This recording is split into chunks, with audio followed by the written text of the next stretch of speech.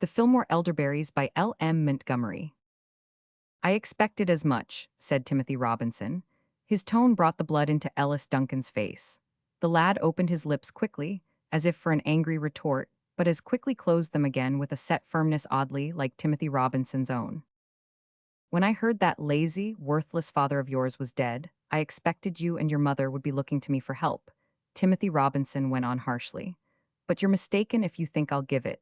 You've no claim on me, even if your father was my half-brother. No claim at all. And I'm not noted for charity. Timothy Robinson smiled grimly. It was very true that he was far from being noted for charity. His neighbors called him close and near. Some even went so far as to call him a miserly skinflint. But this was not true. It was, however, undeniable that Timothy Robinson kept a tight clutch on his purse strings, and although he sometimes gave liberally enough to any cause which really appealed to him, such causes were few and far between. "I am not asking for charity, Uncle Timothy," said Ellis quietly. He passed over the slur at his father in silence, deeply as he felt it, for, alas, he knew that it was only too true. "I expect to support my mother by hard and honest work, and I am not asking you for work on the ground of our relationship. I heard you wanted a hired man, and I have come to you, as I should have gone to any other man about whom I had heard it, to ask you to hire me." "Yes, I do want a man," said Uncle Timothy dryly. "A man, not a half-grown boy of 14, not worth his salt. I want somebody able and willing to work." Again Ellis flushed deeply, and again he controlled himself. "I am willing to work, Uncle Timothy, and I think you would find me able also if you would try me. I'd work for less than a man's wages at first, of course." "You won't work for any sort of wages from me," interrupted Timothy Robinson decidedly. "I tell you plainly that I won't hire you. You're the wrong man's son for that. Your father was lazy and incompetent and worst of all, untrustworthy. I did try to help him once and all I got was loss and ingratitude. I want none of his kind around my place. I don't believe in you, so you may as well take yourself off, Ellis. I've no more time to waste." Ellis took himself off, his ears tingling. As he walked homeward, his thoughts were very bitter. All Uncle Timothy had said about his father was true, and Ellis realized what account it was against him in his efforts to obtain employment. Nobody wanted to be bothered with old Sam Duncan's son, though nobody had been so brutally outspoken as his Uncle Timothy. Sam Duncan and Timothy Robinson had been half-brothers. Sam, the older, had been the son of Mrs. Robinson's former marriage. Never were two lads more dissimilar. Sam was a lazy, shiftless fellow, deserving all the hard things that came to be said of him. He would not work and nobody could depend on him, but he was a handsome lad with rather taking ways in his youth, and at first people had liked him better than the close, blunt, industrious Timothy. Their mother had died in their childhood, but Mr. Robinson had been fond of Sam and the boy had a good home. When he was 22 and Timothy 18, Mr. Robinson had died very suddenly, leaving no will. Everything he possessed went to Timothy. Sam immediately left. He said he would not stay there to be bossed by Timothy. He rented a little house in the village, married a girl, far too good for him, and started in to support himself and his wife by day's work. He had lounged, borrowed, and shirked through life. Once Timothy Robinson, perhaps moved by pity for Sam's wife and baby, had hired him for a year at better wages than most hired men received in Dalrymple. Sam idled through a month of it, then got offended and left in the middle of haying. Timothy Robinson washed his hands of him after that. When Ellis was 14, Sam Duncan died, after a lingering illness of a year. During this time, the family were kept by the charity of pitying neighbors, for Ellis could not be spared from attendance on his father to make any attempt at earning money. Mrs. Duncan was a fragile little woman, worn out with her hard life, and not strong enough to wait on her husband alone. When Sam Duncan was dead and buried, Ellis straightened his shoulders and took counsel with himself. He must earn a livelihood for his mother and himself, and he must begin at once. He was tall and strong for his age, and had a fairly good education, his mother having determinedly kept him at school when he had pleaded to be allowed to go to work. He had always been a quiet fellow, and nobody in Dalrymple knew much about him. But they knew all about his father, and nobody would hire Ellis unless he were willing to work for a pittance that would barely clothe him. Ellis had not gone to his Uncle Timothy until he had lost all hope of getting a place elsewhere. Now this hope too had gone. It was nearly the end of June, and everybody who wanted help had secured it. Look where he would, Ellis could see no prospect of employment. "If I could only get a chance," he thought miserably. "I know I am not idle or lazy, I know I can work if I could get a chance to prove it." He was sitting on the fence of the Fillmore Elderberry pasture as he said it, having taken a short cut across the fields. This pasture was rather noted in Dalrymple. Originally a mellow and fertile field, it had been almost ruined by a persistent, luxuriant growth of elderberry bushes. Old Thomas Fillmore had at first tried to conquer them by mowing them down in the dark of the moon. But the elderberries did not seem to mind either moon or mowing, and flourished alike in all the quarters. For the past 2 years old, Thomas had given up the contest, and the elderberries had it all their own sweet way.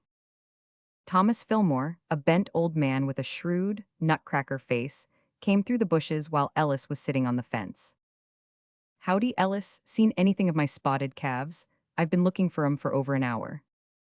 "No, I haven't seen any calves, but a good many might be in this pasture without being visible to the naked eye," said Ellis with a smile. Old Thomas shook his head ruefully. "Them elders have been too many for me," he said.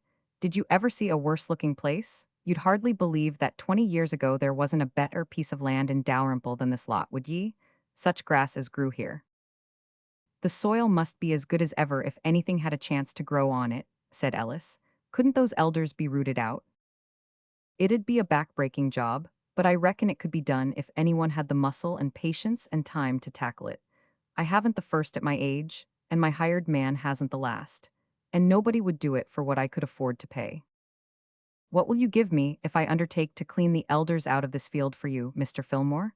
asked Ellis quietly. Old Thomas looked at him with a surprised face, which gradually reverted to its original shrewdness when he saw that Ellis was in earnest. "You must be hard up for a job," he said. "I am," was Ellis's laconic answer. "Well, lemme see." Old Thomas calculated carefully. He never paid a cent more for anything than he could help, and was noted for hard bargaining. "I'll give ye $16 if you clean out the whole field," he said at length. Ellis looked at the pasture. He knew something about cleaning out elderberry brush, and he also knew that $16 would be very poor pay for it. Most of the elders were higher than a man's head, with big roots, thicker than his wrist, running deep into the ground. "It's worth more, Mr. Fillmore," he said. "Not to me," responded old Thomas dryly. "I've plenty more land and I'm an old fellow without any sons. I ain't going to pay out money for the benefit of some stranger who'll come after me. You can take it or leave it at $16. Ellis shrugged his shoulders. He had no prospect of anything else, and $16 were better than nothing.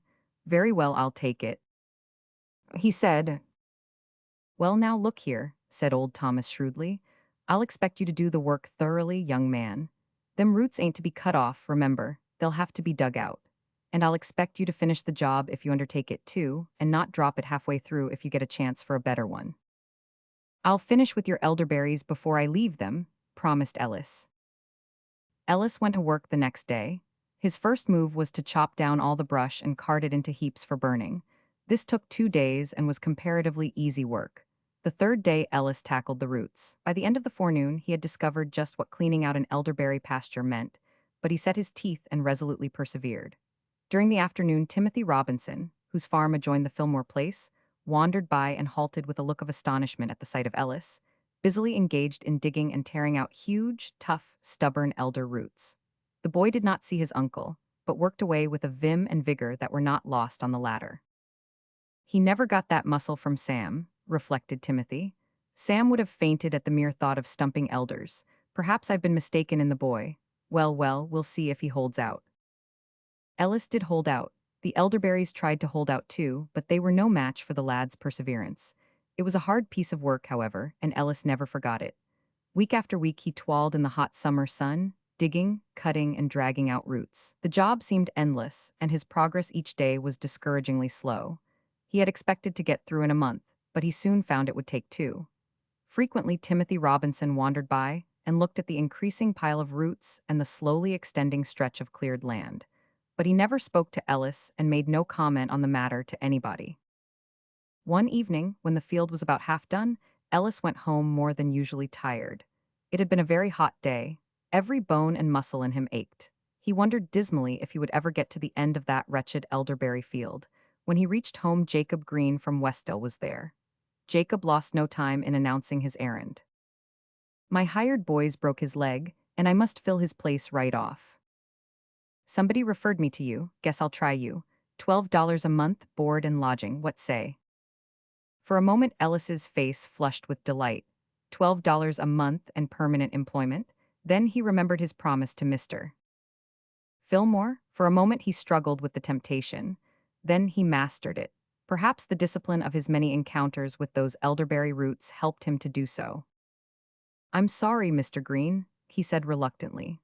I'd like to go, but I can't. I promised Mr. Fillmore that I'd finish cleaning up his elderberry pasture when I'd once begun it, and I shan't be through for a month yet. Well, I'd see myself turning down a good offer for old Tom Fillmore, said Jacob Green. It isn't for Mr. Fillmore, it's for myself, said Ellis steadily. I promised and I must keep my word. Jacob drove away grumblingly.